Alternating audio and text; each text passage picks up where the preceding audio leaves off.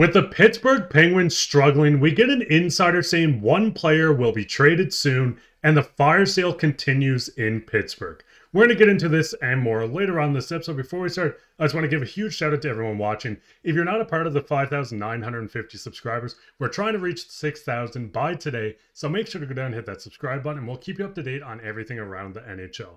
Now, Darius, just getting straight into everything around Pittsburgh, we get a tweet and it's pretty much breaking down what Elliotte Friedman spoke about and how Drew O'Connor will get traded.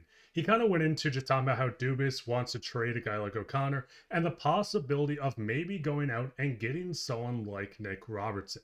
Now, before we get into Nick Robertson, I just want to go out. Drew O'Connor, a left wing, playing with Pittsburgh, playing, it seems like, majority on the third line. We've seen Drew O'Connor have an awesome season last year, 16 goals, 17 assists for 33 points. Looking at this guy, he still has some room to grow at 26 years old, and he is on a cheap cap hit. But just looking at this series, do you think there's a realm where Pittsburgh and Toronto would go out and make a trade, or what's your thoughts on what they could fetch for a guy like Drew O'Connor? I'm not sure if Kyle Dubas wants to trade with the team that fired him. I think there is a little bit of that element, but I think if he were to, I think Nick Robertson's a guy that I think he held in a very high regard and that he would like and could fit in on the Penguins. The Penguins need some more scoring help as well. I mean, the Penguins need a lot of things, that's for sure, but they could use the scoring help. Nick Robertson could use a fresh start as well from Toronto because things haven't been going the way that at least he thought that they would go. And in terms of Drew O'Connor, if you're talking about specifically trading him to the Toronto Maple Leafs, I mean, this is a very, very good depth option for them as well. And the cap kind of matches up as well. Obviously, you'd have to do some cap shenanigans a little bit to make it work for both teams, but you can do that, whether it be maybe not retention, but maybe throwing in a draft pick or something like that, getting a third team involved, whatever needs to get done. But I think it's a good depth option for the Toronto Maple Leafs as well. And Nick Robertson going the other way, I mean, is good for Pittsburgh. And for the Leafs, I think they are more concerned about their depth options right now. I feel like they might have their top six figured out for the time being. So I think it's a very interesting option. I just don't understand right now if the fire sale is starting in Pittsburgh, because Kyle Dubas has been on record the last couple of days saying, you know, everyone except for Sidney Crosby is available. I'm not sure why he's starting with the depth guys. I'm not sure why he's starting with Lars Eller or Drew O'Connor. I'm more concerned about the top end guys who are kind of making the most money. Obviously, it's harder to trade them, but I am wondering why he's trading away some of these depth guys for draft picks or a guy like Nick Robertson instead of, you know, looking at the actual problem, which I think is all this money tied up in 35-plus-year-olds. Yeah, and the biggest thing is we've seen Dubas with Toronto. He did really go out and make his core four, and it kind of seems like Pittsburgh has that as well. But looking at the lineup, you can see Drew O'Connor. This is from Daily Faceoffs. They have him on the third line. This is where I think Dubas could go out and pick up another young option. I mean, Nick Robertson is coming in at a little younger, at 23 years old. He hasn't really found his footing. He had a great season last year when healthy. That's always the biggest issue. So when you're looking at him from a Pittsburgh side, he was a guy that scored 14 goals, 13 assists for 27 points. And I'll throw it to you again, Darius. Looking at this Penguins team, if they go out and say, hey, we want to move Drew O'Connor, we want to go out and get a young guy, maybe a bit of a project, like a guy like Nick Robertson. I mean, we've seen Dubas go out and pick up his former players in a guy like Michael Bunting. But if you put a guy like Nick Robertson, in this top six, do you think he could go out and maybe score 30 goals playing along the wing of Sidney Crosby or Malkin?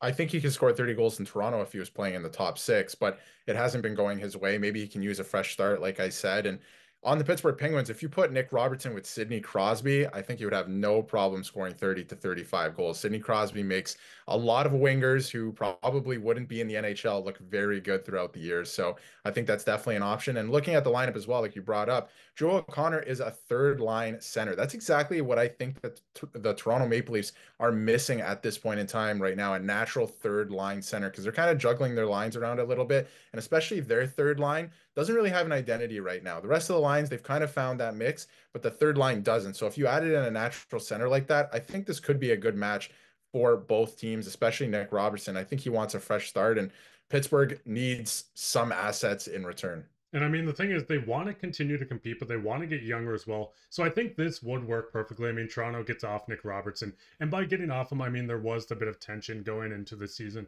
where they couldn't really get him signed. He said he did not want to return to the team.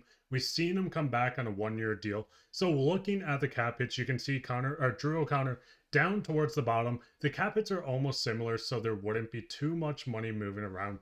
Pittsburgh could take on about 100 cap, and it wouldn't change things too much. Toronto gets a different guy. So the look would be good for both teams. I think fresh looks for both players would be good. But Pittsburgh fans that are watching this, would you like to go out and maybe get a guy like Nick Robertson? Take a chance on a guy that I genuinely, and like you said, Darius, could go out and score 30 goals in the right environment, especially playing with Sidney Crosby. We've seen people, including Austin Matthews, go on record and say this guy has the best shot on the team, and that was from Austin Matthews, who scored 69 goals last year. But it doesn't stop there. There's so many rumors just flirting around about a guy like Marcus Pettersson as well. Now, the biggest thing with Marcus Pettersson, we've seen him get 40 points last season, 30 points, sorry, and that was not playing a lot of time on the power play. We've seen him go out, and he's on the first penalty kill unit. He's playing with Erik Karlsson and looking like a good partner for Erik Karlsson. And just looking over some trades, ignore the top one, I did not mean to add this one, but we've seen some trades between March and February last year for defensemen. We've seen multiple trades. I mean, a guy like Sean Walker went for a conditional first-round pick just last year towards trade deadline. We've seen a guy like Chris Tanev go. So the biggest thing is, and there's a lot of speculation, that maybe a guy like Marcus Pettersson could fetch maybe a second and a prospect. But what's your thoughts on this? And do you think Dubas is maybe going to look at this and it be more, hey, we want a young defenseman. We want someone like maybe even Bo Byram to go out there and add to this roster? I think the Pittsburgh Penguins are in a spot where it can get pretty dangerous. I think they can get into Montreal Canadiens territory where they have no identity very quickly if they don't get some roster players back in return. If they're just getting draft picks, yes, they might turn into good players, but in the meantime, your team might fall apart and you might lose your identity completely. And I think that's really dangerous, especially when you still have Sidney Crosby around. So this is a guy to me, if they're not going to re-sign him, that screams he's going to become a Winnipeg Jet. Winnipeg has a lot of prospects that they can offer the Pittsburgh Penguins in return, and draft picks if it goes that way, right? We don't know what a package would look like exactly, but Pettersson would look fantastic on the Winnipeg Jets team right now because obviously they're rolling, and I think they're just one piece away on both offense and defense, and not even a big piece, just a depth piece like this from being a real Stanley Cup contender. So he screams Winnipeg Jet to me. I'm not sure what Kyle Dubas is thinking exactly. We have heard reports that, you know, an extension probably won't get done with the Pittsburgh Penguins, so they will at some point move off of him. But yeah, it's an interesting fit there, but there are a lot of rumors he could end up in a few places. And I mean, looking at this guy, I'd love to see him on the Canucks just because they have Elias Pettersson, the defenseman, and they could add Marcus Pettersson. This would be almost like completing the infinity stone of Pettersson's, and I think that would be awesome to see. But overall, I think this is the type of player that you would fetch a decent bid for. It's one of the weird situations where maybe they go out and make a trade. We've seen the Calgary Flames trade a guy like Zadorov to Vancouver last year, early season. So maybe the Penguins go out and do that, or maybe they hold and kind of wait for a team that's in a dire need. We've seen the Colorado Avalanche, as I said, go and pick up Sean Walker and a fifth-round pick for a conditional first. With it being closer to deadline, it's easier to eat that $4 million cap hit that Pettersson does bring. But overall, it's going to get quite interesting in Pittsburgh, and I don't think it's just going to be two of these players. There's a realm, Darius, where we see most of this lineup moves on. I mean, a guy like Crosby seems like he'll retire in Pittsburgh, but it's going to be quite weird to see a guy like Evgeni Malkin moved on to a new team if Dubas really goes into this rebuild or a quick retool that he is talking about. But what are you guys' thoughts on this? Who would you trade from this Pittsburgh roster? What would you like to get? Would you like a guy like Nick Robertson coming back? What would you want for a guy like Marcus Pettersson? Let us know down in the comments. But I've been your host, Mark, with my co-host Darius, and take care.